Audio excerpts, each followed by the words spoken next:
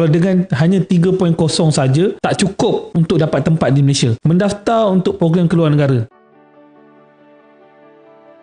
Memang Diza Zakiah, kalau pelajar itu memang dah merancang untuk pergi belajar ke Indonesia, kami mengesyorkan dia untuk terus mendaftar menggunakan result semester 1. Di Indonesia, sistem dan timeline masa pendaftaran dan kemasukan sangat berbeza dengan sistem di Malaysia. Sebagai contoh, pendaftaran universiti bermula Ogos. Tetapi untuk ujian kemasukan, ada yang seawal daripada bulan Januari pun ada, Mac pun ada, April pun ada. Jadi pelajar selalunya nak tunggu result semester kedua baru nak mendaftar. Tetapi untuk layak ambil ujian kemasukan hanya menggunakan result semester 1. Apa saya syorkan ni kerana kalau nak tunggu semester kedua, masa tu dah singkat, pelajar nak mendaftar, lepas tu nak study untuk ujian kemasukan dah sangat singkat. Jadi agak tertekan pelajar dengan nak exam, dengan nak ambil ujian kemasukan. Untuk Indonesia ni saya syorkan pelajar bermula dengan result semester 1 dapat 3.0 dan ke atas. Kalau 2.9, 2.8 mungkin boleh. Kita harap dengan semester kedua akan naik. Sebab awak sendiri tahu kalau dengan hanya 3.0